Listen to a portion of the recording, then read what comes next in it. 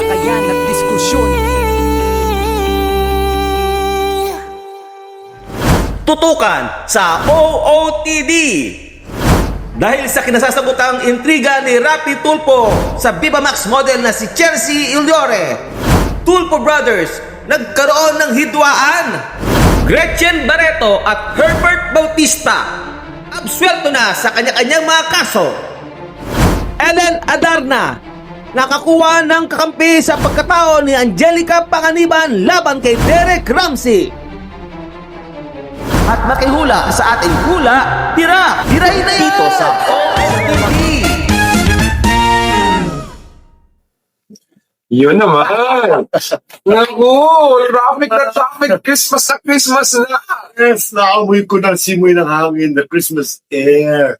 Oh my God. Lalo na Christmas ngayon sa Hiraya Theater Production. More congratulations sa inyong Christmas party. Yes. No, saya-saya. Ang dami mga raffle prize. At dahil nandun ka na nakumpleto dahil sa makanapit. Walang problema, wala tayong mga picture. Sa Cubao. Nagpamadito. Nauna. May ano ba yung susunod na lang? Of course, kasama natin ulit ngayon si Miss Kate Aguela sa ating studio ngayon. Kaya tara na, pasok na kayo sa dating tambayan na ngayon ay ginagawa ninyo isa sa inyong mga minamahal na tahanan. Ito po ang OOTD para sa opinion. Talakayan at diskusyon. With my nanay na kanina sa Christmas party ng Hiraya, ay nagbigay ng pagmamahal at mahal na pansa ng mga taga-Hiraya. So sa Pasensya ka na sa nakayanan. ay, kasama nanay, the political and showbiz official ng OOTD, Nanay Jobert sa Caldita. Maraming salamat, mahal ko anak, Direk Chap Manansala, na napakabait sa kanyang mga kasamahan sa Hiraya. Alam mo, you're such a blessing to many of us. Hindi lang sa Hiraya, pati sa akin, sa family ko, sa mga friends natin, kahit konti lang mga friends natin. Tuloy na friends. Pero quality. Christmas is a time for giving. And tayo na yung puso natin mapagbigay. We are happy in giving. Yes. And that makes us happy. Iba ang feeling kasi when you were able to share a little what you have. Kasi, it's not about how much you can afford. No? Yung kailangan may malaki. Basta importante nga sa puso. At alam mong ikasisiyan ng puso mo when you give. At hindi ka kailanman magbibilang o ibabalik mo pag nagalit ka or isusumbat mo. It's not about that. And Merry Christmas sa lahat ng lalo mga timpakulay natin na palagi nagbibigay sa atin. Kayo na masaya ang Pasko natin. Alam mo sa mga hindi namin maaabot na mga kaibigan natin, especially mga viewers natin, the old teachers natin na super loving at super generous, no? Kami ang may babalik namin sa inyo, ang aming taos-puso pagmamahal, ang aming pagdadasal, that you'll all be okay, whether you're inside the country or outside, sana ay masaya tayo natin, wala nagkakasakit, Amen. Huwag kayo makalimot lagi na to pray. And not just to thank God, no? Alam mo, I have a style in praying. I will share it with you. If I do my rosary, diba, I usually do my rosary in the week, at least 3 to 4 times a week, no? May special prayers pa after my rosary. Tapos at the end of my rosary, it's not just about thanking Papa Jesus, Papa God, Mama Mary, Papa Joseph, all the angels and saints, no? Lahat yan sinasama ko yan. I always tell in the end of my prayers that I hope you take care of yourself too. I'm telling God, take care of yourself too para you'll have more energy to take care of us. Yeah. Akala mo, I speak to them, like parang akala mo, friends kami. Alam mo yung gano'n.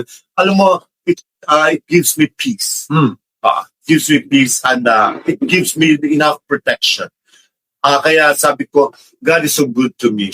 Napapansin ko lang yan, many times over, hindi ako pinabayaan ni Lord. Hindi. Kasi mabait ka at magandang puso mo. Kaya maging maganda lang puso natin. Diretso na tayo na sa ating maging mabait ka dito sa pag-uusapan.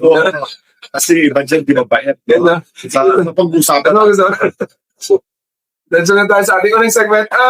This is it. Politics.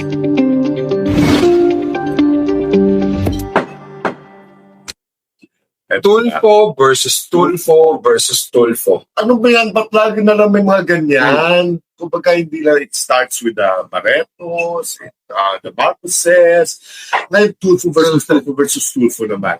Nag-scam ang issue nito, mga kaibigan. dun sa Christmas party yung ng ating Senator Rafi Tulfo, kung saan nag-invite siya ng 3 Viva Max girls, di ba? 3 yun alam ko 3 lang So, ngayon, pumutok ang balita na napakagalante ni Senator Rafi Tulfo because one of the girls, si Jose Lor, ano pangalan niya? Chelsea Lor, ay nagpa-interview sa isang vlogger at sinabi niya na meron daw siya mga indecent proposals sa mga politiko, most especially mga, I think, mayors and senators. At isa sa mga tinukoy sa parang blind item niya ay parang may nag-offer sa kanya ng 250,000. Hindi nag-offer, nagbigay ng tip na 250,000 sa isang party, which happens to be, binigyan niya ng clue, letter R sa pangalan, sa apelido, second to the last letter ng kanyang apelido, may F. So, syempre, ang mga Pinoy, ang gagaling dyan, Diyos ko, talagang research, talagang wala na sa naisip ko din Rafi Tulfo.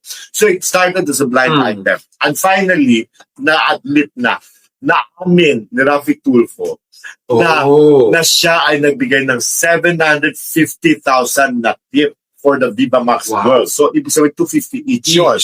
So, sabi niya, tip lang yun. Tip lang yun. Huwag kayo mag-alala. Hindi po pera ng taong bayan. Huwag pera niya yun. Alam naman natin. Disclaimer siya. Na he can afford because he's a billionaire. Kasi nga, marami na siya tinita sa kanya. Yung Rafi Tulfo in action, diba? He's monetized. He's learning so much. Basta, kumbaga, that's just part of the, kanyang pera. Hindi rin galing sa taong bayan. Ngayon, ang kanyang kapatid na si Kuya Mon, kilala, super sikat yan, si Mon Tulfo, ay nag-comment. Sabi niya, kasi he is there to defend his brother. Kasi binabash binabash si Rafi Tulfo na sobrang ostentatious daw, kumbaga, masyadong kung gumastos, kung sa gitna na kahirapan ng mga tao, pero ito siya, nagbigay siya ng tip, ang laki pala, 750,000. Sabi ano naman ngayon po ng babae siya. Sabi wala namang problema doon. Ang masama doon ay kung nanlalaki siya. Sabi hindi tulad ng isang mambabatas, na tinutukoy niya isang lalaking mambabatas, na mahilig daw sa basketballista. Kumbaga, paano ano mga pinagsasabi niya? Which, syempre, caught the ire naman of his other brother, na si Ben Tulfo, yung sa Bitan. Di ba tumakbo rin si Kuya si Ben ng pagka-senador last elections pero hindi siya nanalo. Ang sabi niya, parang kinontra niya yung sinabi ng kanya Kuya Mon. Si Mon Tulfo, mga kaibigan, panganay nila yan. Ang sabi ni Ben Tulfo, sabi niya, kumbaga huwag mo, konsentidor daw ang kanyang kuya. Mali daw itong ginawa niya. Sabi niya, hindi niya dapat protektahan at kumbaga justify ang kanyang kapatid na si Rafi na babae, hindi na kailangan to go public about this. Kaya if I were him, kumbaga, galit na si Beth. Sabi niya, if I were you, you shut up. Punta ka sa probinsya, umuwi ka, pumunta ka sa probinsya, magtanim ka na kamote. Sabi niya, hindi ka na, kumbaga, hindi dapat nang alam dito. Kumbaga, hindi namin kailangan na kasi may kanya-kanya type buhay. Binalikan siya ni Kuya Mon. Ang sabi ni Kuya Mon, ano ngayon kung shut up? May problema doon talaga sila kay Ben Tulfo noon pa. Ito nga. Ang sabi niya, bata pa lang daw sila, may pagka-iba ng tagapagkatao, kahit bata pa yan, may top-up na. May nervous breakdown si Ben, nagtatapos-tabangan lang yan, subukan mo kasahan mo yan at tatakbo siya katulin. Baka maiipa siya sa kanyang pantan. Talagang gano'n. Sabi niya, kailangan daw ng professional help ni Ben. Kumbaga, sa kanya magkakapatid daw, ito may problema. Sabi niya, maraming salamat. Sabi niya, kasi hindi nanalo daw si Ben. Mabuti na daw, hindi nanalo si Senador. Dahil kung hindi, 3 na sila doon sa sa Senado. Kumbaga, hindi niya gusto si Ben. Ako, I had the chance. I had the chance ako talaga. Personal chance na makachikahan dati si Ben Tulfo. That was more than a decade ago, no? At saka, in fairness to him, masarap kausap. Matalino, at saka, yung logical, sensible, at saka, gusto ko yung kanyang personality. Yung nga lang, alam mo naman sa pag nag-English, di ba? Ang accent Tulfo lang talaga. Sila, magkakapatid, di ba? Na isang tono. Pero gusto ko yung ugali ni Ben. Si Mon Tulfo naman, siyempre ginagalang na Tulfo yan. Yan talaga napaka-tatang yan, napaka-controversial yan. Hindi yan takot, walang kanyang tatakutan yan. Hindi ko lang siya nagustuhan noong panahon ng mga Visconti Massacre days. Naalala ko yun. I will never forget that time when he was interviewed on national television. I think it was TV Patrol na nag-interview sa kanya about the death of Carmela, the Visconti, yung dalagang anak niya, the late Laura Visconti, no? Na very controversial at that time. Kumbaga, patay na yung bata, yung babae. Kumbaga, nag-dialogue pa siya na parang sana hindi na ito parang lumandi, parang gano'n. Oo, parang may something to that effect na parang hindi na siya na. Kumbaga, parang panawagan sa mga bayan na mag-ingat, siguro ano. Pero parang sasabihin na, kasi may landi factor eh. Kumbaga, nagalit ako. Nagalit ako because una-una, the girl was dead already. At hindi niya gusto mo. That was a massacre. Kasi hindi, napaka-grabe. So that was a long time ago. Ngayon na naman, ito na naman siya. Ngayon, nakatanggap ako ng mga death threats na time. Mga cellphone, mga letter. Kaya? Oo. Hindi ko ininda yung lang. Oo. Ganun. Kasi sa akin nandito is that we have to respect it. Mm-mm. Anyway, dahil dito, parang hindi man na-affect na aking pagtingin kay Montulfo. Okay. Una-una, I don't have relationships with him. Yes. Ngayon sa kwento sa mga santa nito, kumbaga, si Montulfo man, in fairness naman, yung pagkasabi naman siguro na, mabuti ng babae, sa babae, which tama rin naman to a man's lingo, to men's, di ba, kapag nag-men talk sila, boy talk, normal lang yan, wala yan, macho-macho na yan, macho usapan yan. Pero syempre, because it became public kasi, si Ben Tulfo has also a point. Because unang-una, mga kaibigan, okay, hindi man pera ng bayan ang ginamit ni Rafi Tulfo. Pero meron nakasaad na part ng isang article na isang batas, ng batas natin, na isang public official cannot display wealth sa kanilang everyday life, sa lifestyle nila. Dapat maingat sila because it's against the law. It's against the law na magpagana. Not so much. Not too much, no? Exposure of wealth, no? Lalo na sa mga pagkakataon. For you to be able to... Pero naman yan. Tsaka hindi naman nila expose it. It was the girl who said it. Kumbaga, yun nga lang. So ngayon, it's really a battle. Kumbaga, it's a war between the two points. Tahimik si Rafi. Si Montulfo ang pinaka-kuya. Pangalawa itong si Ben. I don't Tas Erwin, tas si Rafi. Maano? Pwede. Kasi parang marami yan sa magkakapatid eh. Pero sila very popular for figures. Pero na hindi sila nagkakasundo. Anong Especially si Belle. Ano ang pinanggagalingan ng kanilang awayan? Iba-iba yung takit. Iba-iba yung nanay nila. I think magpareho eh. Magpareho. Ang ano lang dito is that si Montulfo kasi still plays as a big brother. Kumbaga si Ben kasi, syempre, kanya-kanya na kumbaga, he wants kumbaga, ni-relate niya yung sarili niya. Kumbaga because para sa kanya, may kanya-kanya tayong buhay. Which to a certain point, medyo tama naman. Pero syempre, ang kuya kasi, syempre, close siya kay Erwin, tsaka kay Rafi. Kumbaga, syempre, I don't know kung part of her is protecting his brothers. Kumbaga, na medyo off lang para kay Ben. Kumbaga, it's an issue between them eh. Parang sibling issue yan. Kaya sabi ko nga, hindi mo alam kung kanino kakakampi, kumbaga, kaya dapat tayo, makikinig na lang tayo, pero parang off na off lang. Off lang. Pag pamilya, kung anong nangyari yan kay Amy Marcos at kay Bongbong, nakakalungkot kasi you do not throw dirty linens in public. Mga public officials kayo, ang kailangan namin ay mga trabaho para sa amin, mga proyekto para sa mga taong nangangailangan. Natawa kay Mon. Kasi ako dapat they could have talked about this privately, no? Kumbaga, nagsutukan na lang kayo sa kwarto nyo, di ba? Nag-usap na lang kayo. Pero para si Mon, si Mon, alam mo, ano rin to eh, wala rin pinipiling tao eh. Imagine mo sabihin mo na yung kapatid mo topak, tapos mataw ng governor's mate na parang gusto mo sabihin may sira ang ulo ni Ben. Parang gusto niya palabasin na gano'n. Eh. Kumbaga, pwede namang hindi na niya sabihin yan. Kumbaga ko, sabi, text mo. Tumigil ka ha. Huwag mo pakailan mo. Gusto sabihin. Kaya ka ng trip Tapos yan. Ito naman si Ben kasi siya napitikod siya. Sabi niya na, mga mote ka na sa uwi ka na lang. Mga mote ka, mag-retire ka na. Ay, ikaw, Odin, ano masasabi mo sa Tulfo versus Tulfo na ito? Alam mo, meron ka sariling komento dyan at ka sarili mo opinion. Kasi ako, Nay, kapag magkapatid kayo, public, huwag na magtawad. Ganun lang sa akin. Pero gusto ko rin marinig ko ano reaction dito ng Rafi. Importante yung Rafi mismo, hindi masyado yung sinabi lang niya na yes. So, pero pera to niya yun. Oo, end of quote. Diba? Ganun siya. Hanggang ganun lang. Kasi si Rafi nag-iingat. Kasi alam ko tatakbo yan sa gusto. Of course, siya nga yung ilalaban kay Sara Duterte. Kaya sinicheck. Mag-ingat yung mga kapatid ng mga Tulfo at saka pamilya nyo. Dapat ingatan yung si Rafi kasi Oo, at masisira siya. kapatid nyo pa rin yun. Oo, kung nasira yan, mawalan kayo ng ano. Ng chance. Ng chance. Na manalo, di ba? Ako, diretso na tayo sa ating next segment, ang latest piece ng showbiz.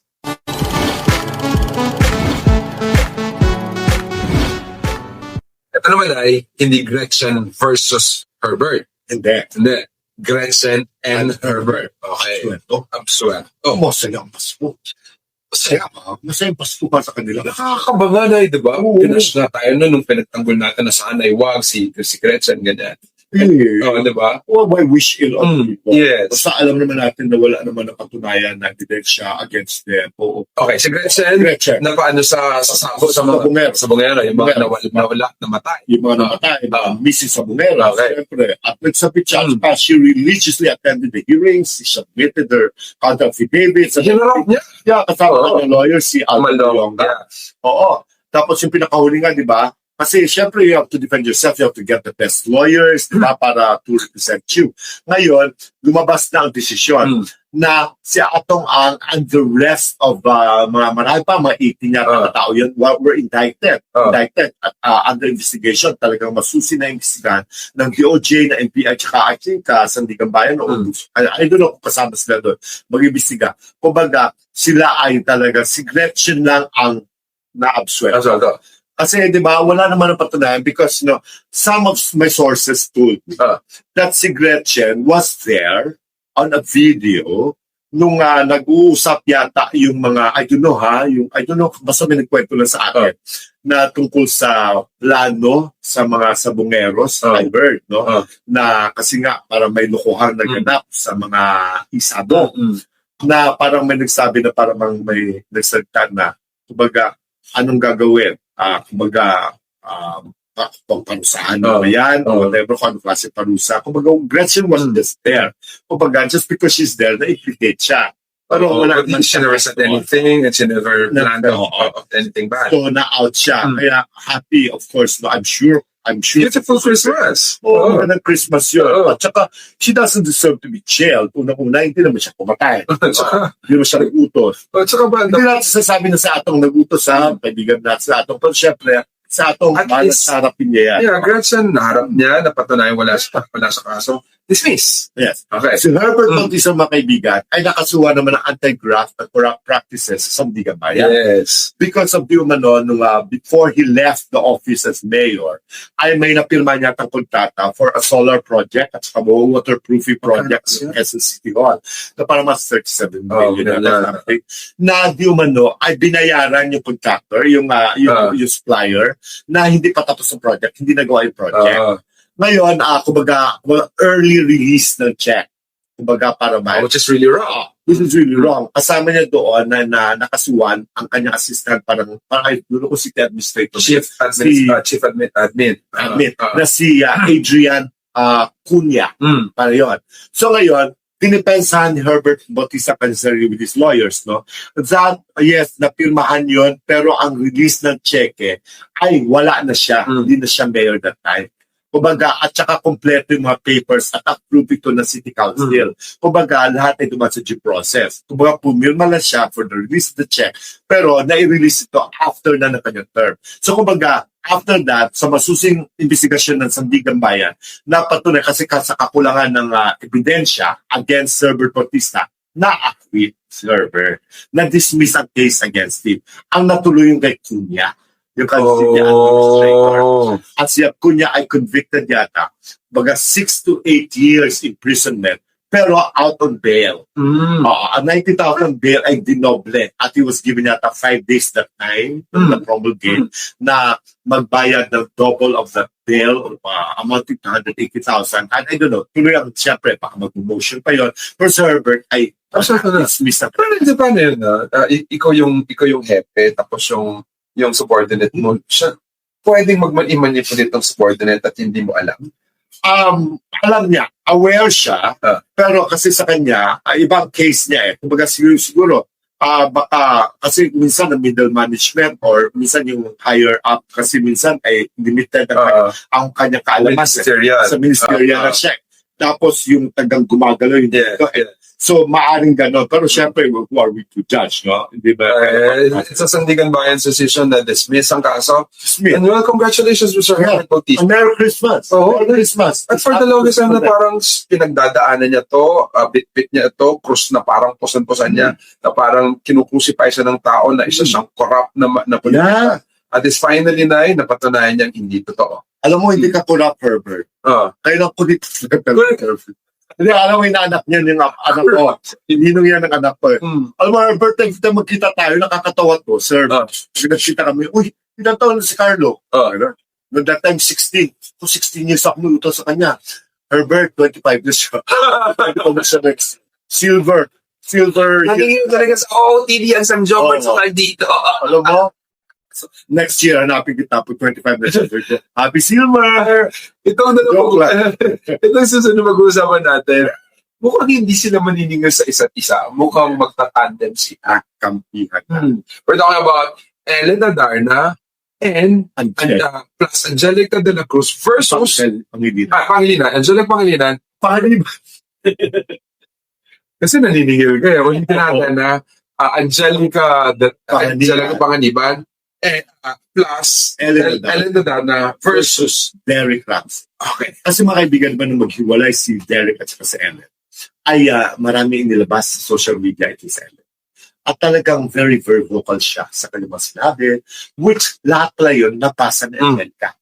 Nabasa pala ng Angelica yung lahat ng pinost ni Ellen. At hangang-hanga si Angelica sa tapang ni Ellen. Kasi may mga bagay doon na sinabi ni Ellen that she used na gusto sana niya sabihin during the time na nag-iwalay si verbalize. Kasi naging jowa kasi ng Angelica si Derek din before Ellen. Parang, alam mo, nakakatawa yan. Angelica before tsaka John Lloyd. Yes. After na mag-iwalay, Ellen na nag-John Lloyd. Angelica at saka Derek. Nung mag-iwalay sila, Angelica at si Ellen naman with Derek. May commonality sila. Meron. So ngayon, nasubaybayan niya lahat ng post ni Ellen. Tuwan-tuwa daw siya. Kapang natapos siya kay Ellen. Sabi niya, may mga bagay talaga, sabi niya na gusto kong sabihin na hindi ko masabi, pero nasabi mo. Kumbaga nadamay na siya. Alam mo yung gano'n, tuwan-tuwa daw siya. Kaya nagbukas yata sila ng group chat ng mga ex. Si Angelica, si Ellen, si ano pangalan ng taga-GMA? Si Andrea Torres. Basta may grupo na may group chat daw sila. Kaya hindi ka kasama? Hindi ko naman siya nag-direct. Si James Reed lang. Hindi ako kasama sa group chat. Tapos. So yun. Kaya tuwan-tuwa siya sa interview ng Angelica. Gusto na kasi nagkaroon na sila ng time na nagka-bond na sila minsan na Ellen. Pero hindi pa sila masyadong close. Pero gusto ron niyang ituloy. Kumbaga, kasi nag-follow na sa Instagram sa isa't isa. Dati, isusumpa niya yan, di ba? Kasi nga, akala niya, third party niya. Si Ellen, hindi naman pala. Pero paano lang sila. Pero na yung sabi sa ating source, di ba? Nang sinabi ni Derek, ulitin lang natin, he will never say any bad words kay Ellen in public dahil nasa utak niya na anak pa rin siya. Nanay pa rin siya ng anak niya. In fairness sa mga Derek. Basta si Derek, umuwi ng bahay nila nung wala na si Ellen. Dahil yun ang request ni Ellen. At ibinigay ni Derek yun. At hanggang ngayon na hindi pa rin makapaniwala si Derek na nangyayari ito sa kanya. Na yung sobrang minahal niya, pinakasalan niya isang araw, nagkahiwalay sila. At saka si Angelica naman, in fairness to her naman, is very happily married. Of course. And Greg Hoffman, na may anak na sila. Kaya, excuse me, may advice lang ako kay Angelica. Unsolicited daw. Huwag ka naman alam na. Oo, happy ka na sa buhay mo. Kumbaga, watch them from afar. Yes, totoo. Oo. Kumbaga, huwag mo na-complicate ang buhay mo. Kasi baka mamaya, kapag nakigulo ka pa dyan, naki-issue ka pa with Ellen, pag nakapagsalta si Derek naman lalabas ng masama. If nagre-react lang siya sa mga sinasabi niyo, kaya manahimik ka na lang. After all, all's over between you and Derek. Kumbaga, problema ni Ellen yan. It's Ellen's issue. Huwag ka namang himasok. Kasi di ba, whatever comment na sasabi like, tuwa-tuwa ako sa iyo, ay, admired you, ang tapang mo, may mga bagay na nasabi mo, na gusto ko sabihin, huwag ka na mga alam. Total, sabi mo nga, you're happily married. Happily married, baka mamaya, pag-awayan pa niyo ng asawa.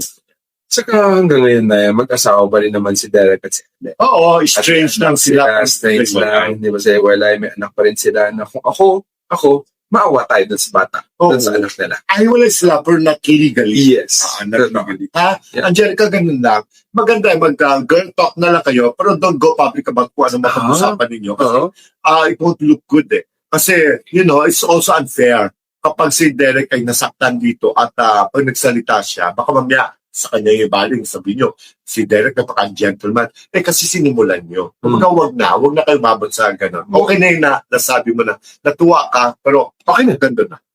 Tapos na, end of story. Yeah. Ikaw, Otizan, baka may comment ka sa kung anong mga ganitong mga Ellen versus plus Angelica versus Derek. O dapat wag na lang mag-versus plus na lang, para positive.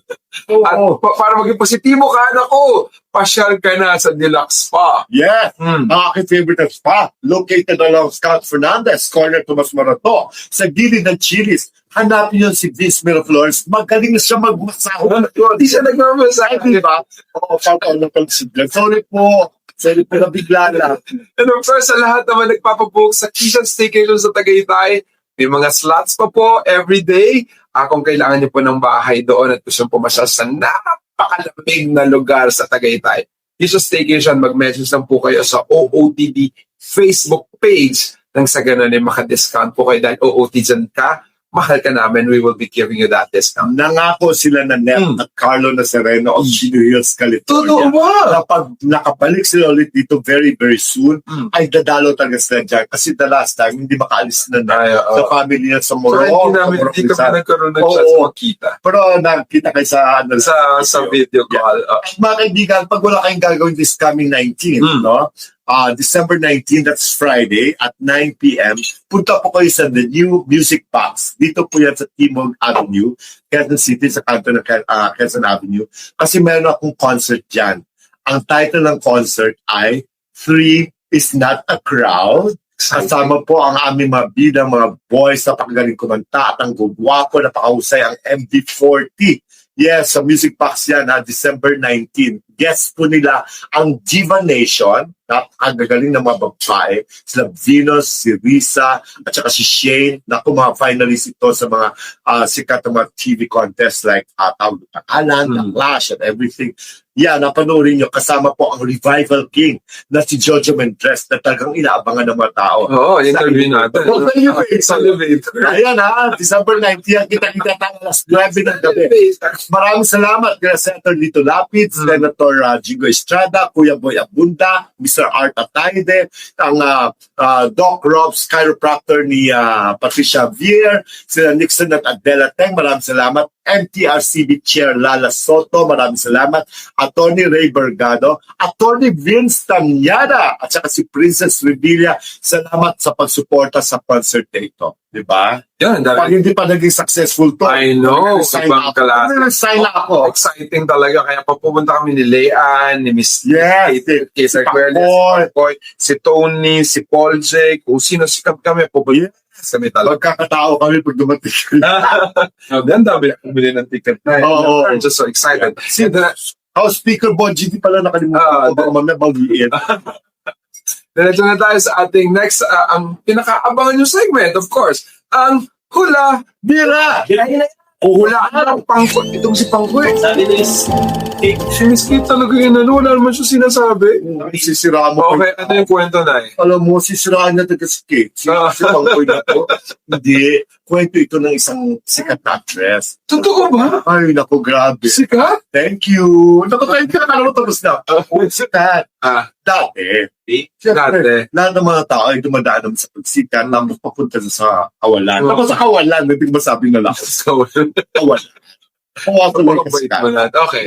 Ano nangyari? kumari ko naman siya. Kaya, pag panood mo ikaw to, ito, yung magandang babae dito, I may boyfriend dati, action star. Nung kabataan niya. Kabataan. Pagets pa siya nun. Oo. Ah. At saka yung action star, talagang, oh my God, man of the hour talaga. Matagal, nag-reign supreme.